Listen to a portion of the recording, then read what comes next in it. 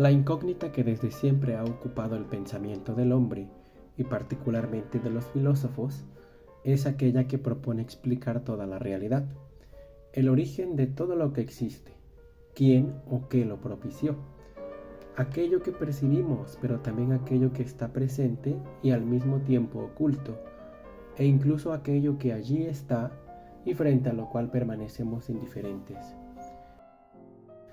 En la antigua Grecia se atribuía el principio de todo lo existente a un pensamiento mítico, con el único propósito de que el hombre pueda entenderse a sí mismo y pueda entender el lugar que ocupa en este mundo y las relaciones que aguarda él con las diferentes partes que constituyen esta realidad. El mito explica el principio fundamental de las cosas a partir de 4 características importantes. La primera de ellas es la ultimidad, y consiste en explicar el origen del cosmos teniendo plena conciencia del lugar y el momento en el que nos encontramos. En este sentido, estamos refiriendo que la ultimidad es ese punto último a partir del cual todo empezó. Otra característica importante del mito es la universalidad, que consiste en que la explicación que se va a dar sobre la realidad y su principio abarca absolutamente todos los aspectos de esta. Es decir, no únicamente el hombre, no únicamente lo material, no únicamente lo inmaterial, no únicamente lo racional, sino absolutamente todo lo que existe, todo lo que se ve, así como también lo que se encuentra oculto. Asimismo, el mito tiene autoridad y arraigo, pues está constituido como una unidad de transmisión cultural.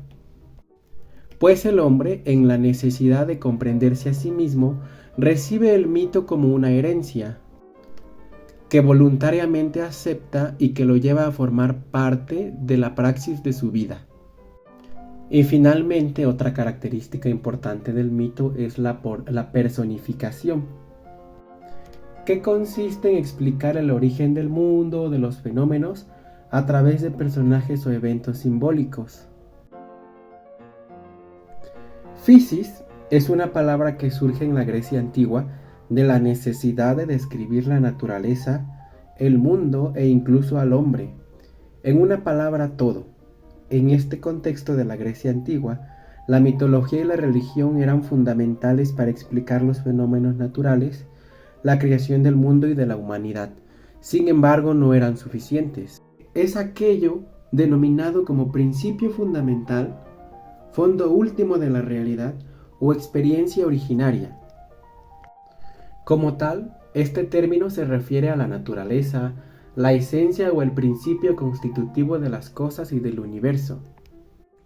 Pero no refiere a una sola cosa, sino a un todo constituido por sus partes, que está actuando y está presente y se está moviendo permanentemente, en la que todo lo que existe, por medio de ese movimiento presente, va adquiriendo forma para poder expresarse.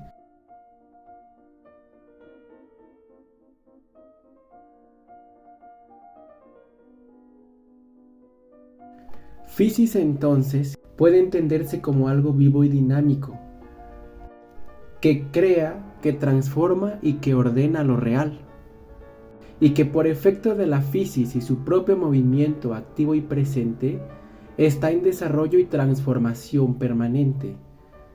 A eso se le llama devenir, una manifestación última del proceso en algo concreto o material. Todo lo que surge, todo lo que es creado por la physis, en algún momento tenderá a perecer para poder reincorporarse a ese principio y nuevamente ser transformado y orientado hacia una finalidad. Nos referiremos al principio como arge y abordaremos el sustrato o elemento primordial del cual como unidad surge la diversidad o lo múltiple, así como también el movimiento o la fuerza transformadora por el cual se da el cambio y la transformación del sustrato para manifestarse en algo concreto material, así como la existencia o no de la inteligencia ordenadora que coloca en armonía el cosmos. Los presocráticos se preguntaron cómo un mundo aparentemente diverso y cambiante podía provenir de un principio único, de un uno, o si, por el contrario, existían múltiples principios o elementos originarios. Me refiero a una sustancia primordial de la que todo se deriva y a la que todo vuelve, porque como es material, tiene finitud y tiene que perecer. Nuestros presocráticos asumen una postura monista.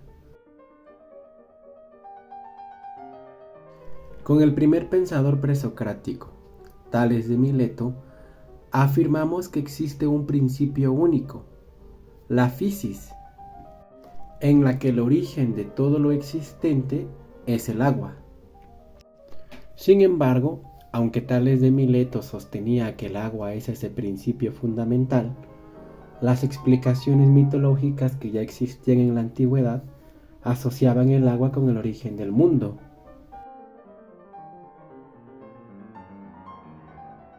Tales de Mileto observó que el agua es esencial para la vida, porque puede cambiar de estado, líquido, sólido o gaseoso, y tiene la capacidad de nutrir las cosas a partir de lo húmedo, porque él veía que las cosas húmedas están vivas y el agua es la fuente de esa vida. De esta manera la multiplicidad de lo real lo explica a partir de la habilidad del agua de cambiar de estado. Además, como el agua es un elemento abundante en la naturaleza y prácticamente está en todas partes, es fundamental para Tales de Mileto que este sea el principio que explica la realidad, porque de este modo todo depende del agua. Se considera a la materia como un organismo biológico, porque si el agua es vida y todo está hecho de agua, la materia no es tenida como inerte y no hay necesidad de explicar su movimiento.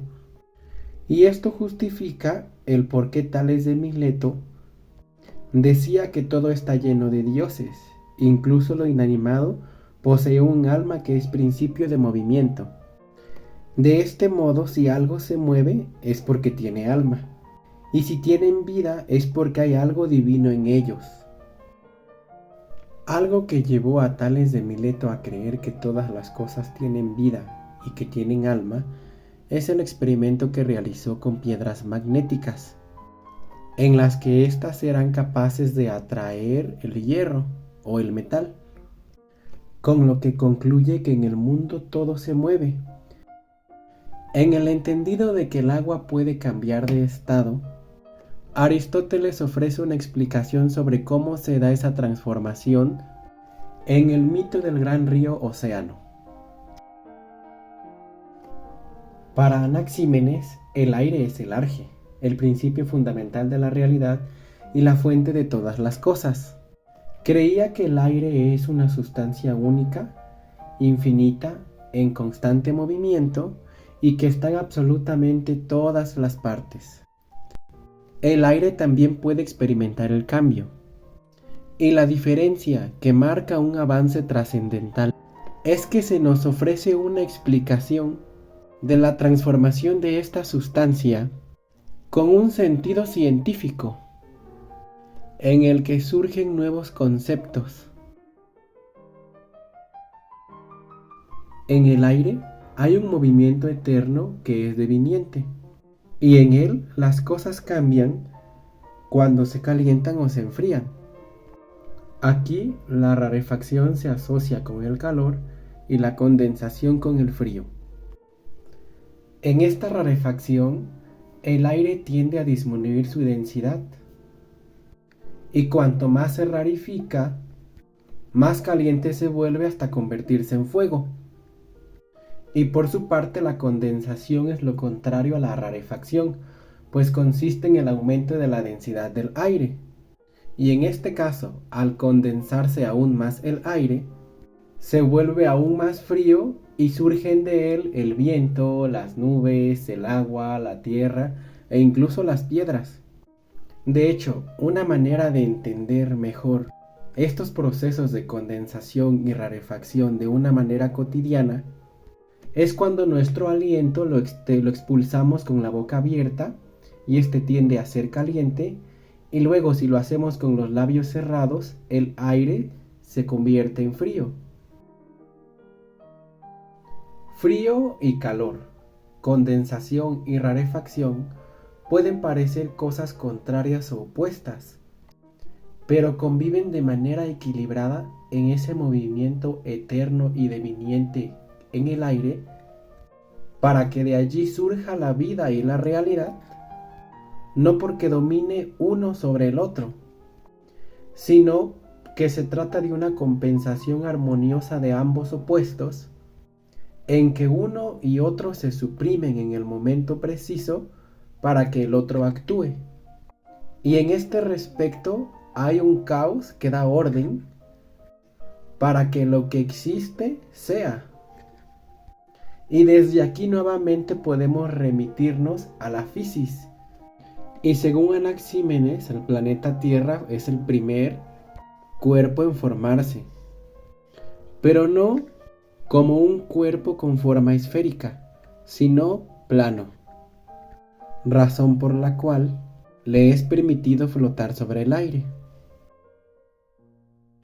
Para los milesios, lo real se explica desde lo concreto. Para ellos, todo es finito. Anaxímenes y Tales de Mileto viven en esa concreción de lo real.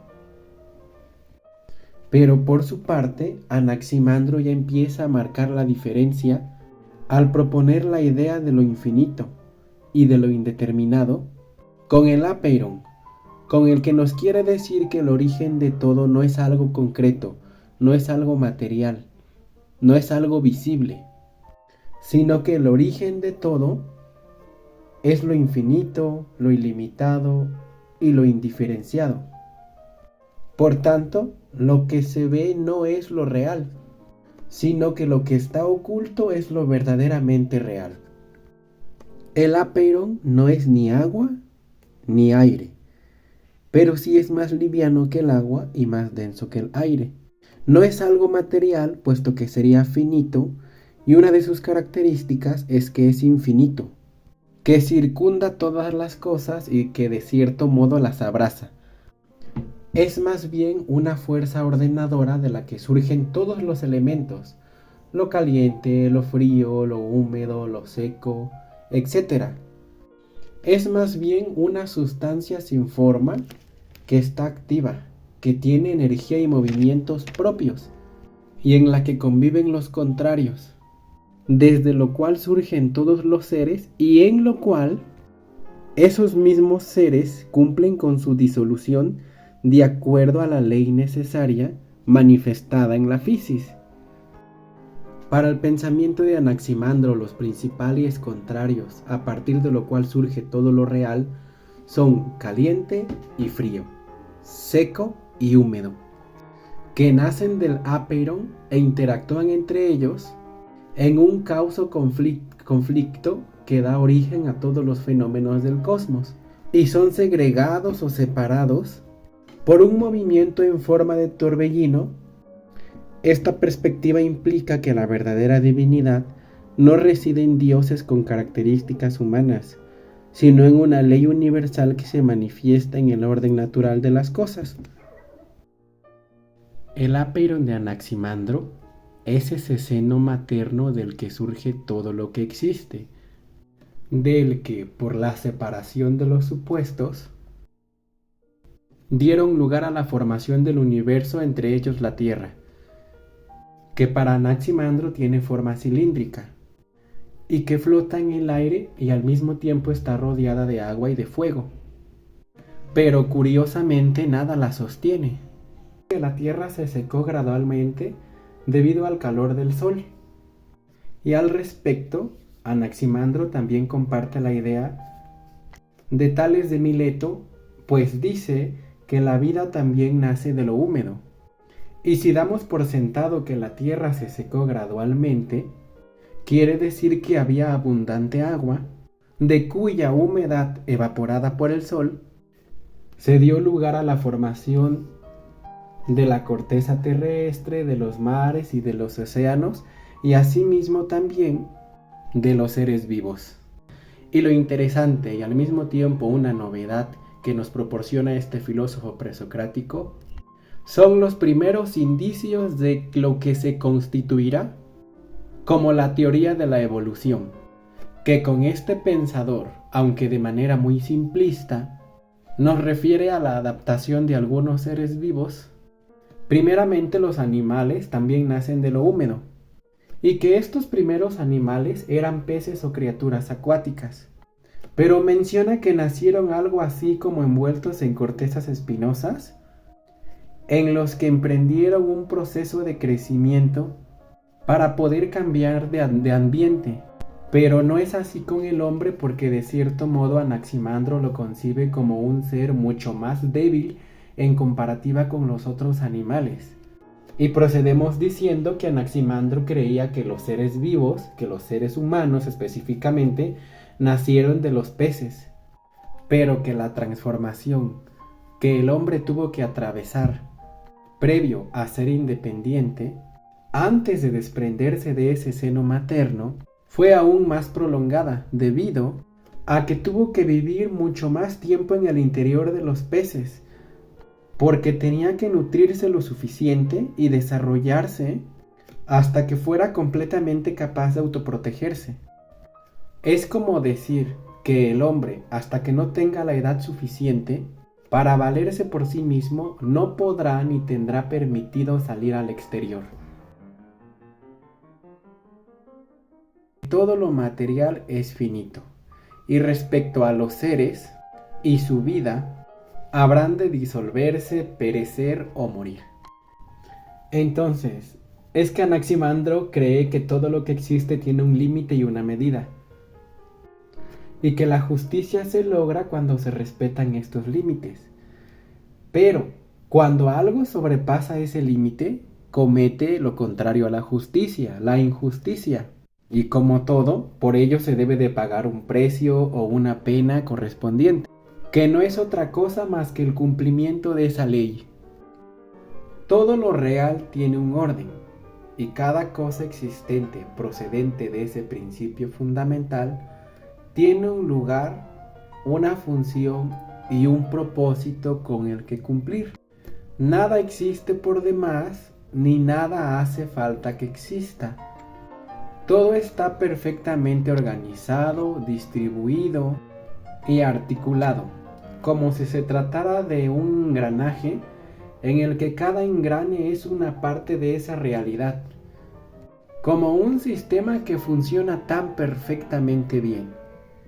Y a eso es lo que estos presocráticos, por su pensamiento, nos ayudarán a denominar como armonía, como lo que es bello, como lo que es justo. Y ahora, con Pitágoras, y a partir de lo que nos proporcione, vamos a dar ese salto o esa transición del principio fundamental de las cosas en algo concreto hacia la abstracción, hacia la estructura, hacia lo que no tiene contenido, pero que recibe ese contenido por una proporción y medida que explicarán esa armonía desde los números. Para poder comprender el arge de Pitágoras, es preciso mencionar que para este filósofo es de vital importancia que el hombre tenga una vida teorética, que el hombre se permita ir más allá de la contemplación de lo tangible y se permita a sí mismo la reflexión, el análisis y la contemplación de las ideas y de los conceptos. ¿Y qué quiero decir con esto? Que esa vida teórica es la que le va a permitir al hombre dedicar el tiempo para poder pensar y analizar ideas, los conceptos y específicamente esta teoría de Pitágoras, de modo que así le será más fácil acceder al conocimiento y la comprensión de la naturaleza de la realidad, de la existencia y de la propia condición humana, bajo un análisis crítico de lo abstracto, completamente por encima de lo concreto o material. Porque ahora los números pasarán a ser esa esencia de las cosas. Todas las cosas proceden de los números y sin embargo los números no son lo primero, sino que los números proceden de otros elementos que son dos cosas importantes, lo par y lo impar. Según Pitágoras, los números impares representan la masculinidad, debido a que lo característico de lo masculino es la predominancia de la racionalidad por encima de los sentimientos. Y es fundamental que para poner límites se utilice la razón, mientras que los números pares representan la feminidad, por predominar en ella lo emocional. Es como una contraposición existente entre mente y corazón. Una mente que pone límites y un corazón que sabe dar de forma ilimitada. Y son perfectos porque los números impares tienen una estructura clara y definida, ya que siempre pueden terminar en 1, 3, 5, 7 o 9 y dan determinación y estabilidad. Pero también son denominados como cuadrados, ya que si los representamos colocando todos los números impares en torno al número 1, siempre se va a formar un cuadrado. Pero si esto mismo lo hacemos con los números pares, siempre se va a estar formando un rectángulo. Y con esta denominación referimos a los números pares. Y estos, contrario a lo que son los impares, son imperfectos, son indeterminados o ilimitados, asociados a lo femenino.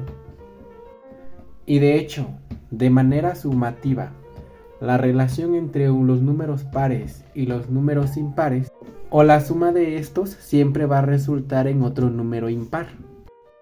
El número 1 es el más importante de todos, ya que funge como principio de todos los demás números, pares e impares.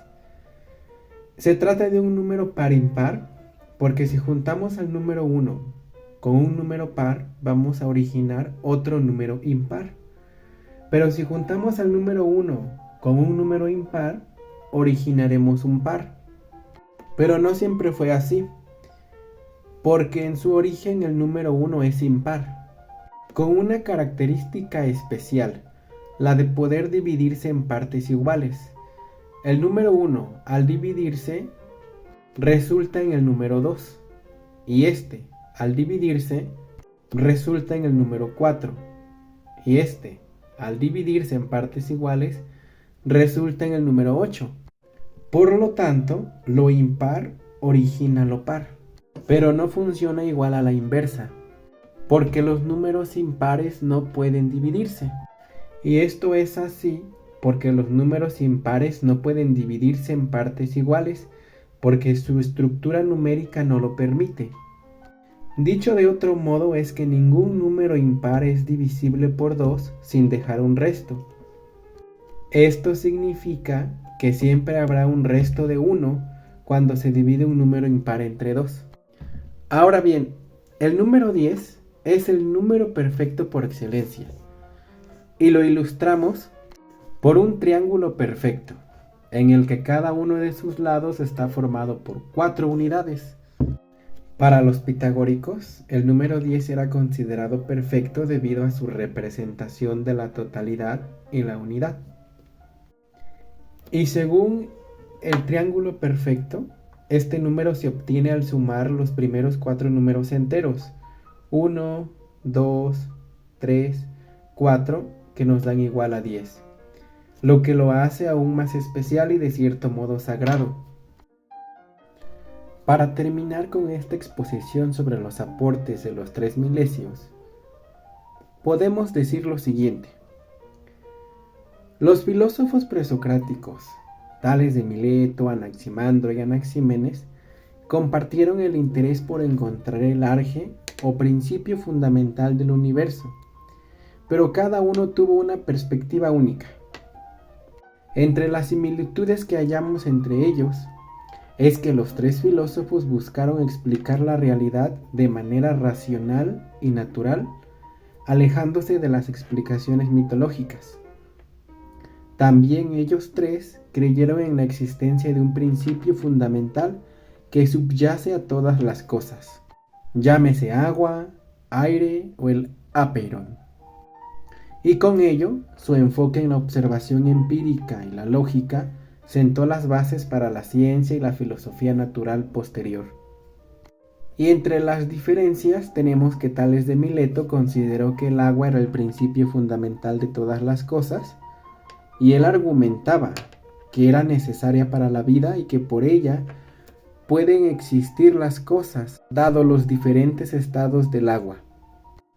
Por su parte, Anaximandro propuso que el apeiron, lo ilimitado o lo infinito, era el principio fundamental y creía que todas las cosas surgen de este principio y que todo lo que tiene un origen tiene un fin, siendo él el primero que nos habla de una justicia a la que hay que someterse una vez que lo que existe ha cumplido con su propósito. Y en tercer lugar, Anaxímenes argumenta que el aire es el principio constitutivo de lo real, y él sostiene que todas las cosas están hechas de aire. También, en similitud con los estados del agua, el aire también. Pero Pitágoras alcanza un nivel de conocimiento más alto.